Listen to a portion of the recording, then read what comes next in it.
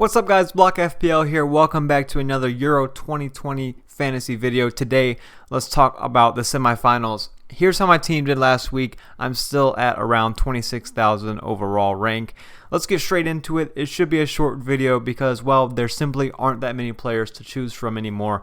But I will start off with my most interesting choice of what will likely be my transfers. Of course, I will be waiting to make these transfers until we see the lineup for the first game. And that will be on the deadline stream starting 40 minutes before the deadline here on my YouTube channel. So feel free to stop by and join then. I'm going with Koke. Things that look good about Koke from a fantasy perspective are the set pieces he takes, which include free kicks in scoring positions. He had one that he shot narrowly over the crossbar. I'm not going to say it was an amazing strike, but that was against Switzerland. And of course, as you can see, he takes a lot of corners. He's taken a decent amount per game given the way that Spain attack and sort of keep the ball in the attacking third a lot of times. He's also taken multiple shots almost every game. Now, a lot of these shots aren't big chances, but again, in the Switzerland game, for example, he did have one very big chance, and he also took one shot from outside of the box in that match. Now, I will say a lot of this pick is eye test pick because I think he does a decent job getting into the box in comparison to the other midfielders at this price. And that's one reason I'm going with this guy. It's really between Koke and Barella for me, and Barella's a fine pick. He does have one goal and an assist so far this tournament, whereas Koke has simply won a penalty and has no real attacking returns. Koke isn't a huge goal scorer usually for Atletico Madrid in the league. He did have 10 assists in the league this season, so that's about one return every 3 games, which isn't bad. And given how good Spain have been in terms of expected goals so far this tournament, you would expect them to score more goals and defend a little better than they have, if I'm honest. Besides his lack of goal threat, his other major downside is simply the fact that Spain play Italy. But of course, in my opinion, with the price I have left at this position, my picks are between Barella and Koke.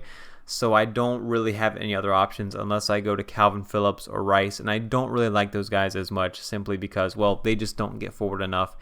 You could maybe say Calvin Phillips. You know, we've seen him try some balls over the top, but you're really only hoping for that as some assist threat, whereas Koke at least has some goal threat. He gets in the box more, all that good stuff, which is always nice.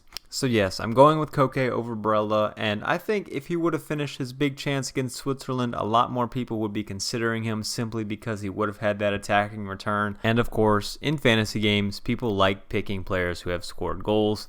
With that said, I think that provides a little bit of a chance here to be different and go with Koke, someone that I think is a little bit underrated, but of course I'm still not expecting a lot for him given the circumstances, especially the fixture, but I think he's the best option at this price. Now, the other transfers are much easier. I had a total of 5 free transfers to use, and of course I haven't activated them yet, but I've decided I'm going to bring in Morata, Shaw, Pickford, and Insigne as well as Koke. I think these are pretty obvious. I'm not really going to stress too much on these. Morata is the center striker for Spain, the one most likely to start out of all of Spain's attack, which is probably the biggest issue with a lot of their players from a fantasy perspective. You could go Moreno as well, simply because he's much cheaper, and Morata may not be worth the entire price. But if you can get Morata, given the chances he's had, I think he's the way to go here. Of course, I wouldn't expect a ton from him, but who else are you going to go for? You don't really want a Denmark player against England. You're already going to have Kane and Immobile. So I think Morata is really the only other option unless you want a cheaper Gerard Moreno. As far as Shaw goes, look, he's been great. He's arguably been the best left back in the world over the past year, and he's been getting forward a lot. He had a huge week last week. I missed out on not having him. He's got the attacking threat. He's got the best fixture defensively this week. He's an obvious pick, even though I already have so many England players.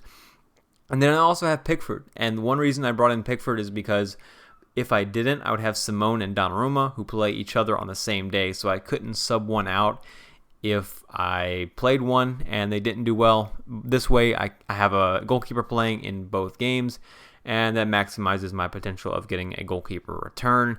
And the final player is Lorenzo Insigne. This player picks himself. I don't really know who else I would pick with this pick. Insigne is basically the talisman for Italy.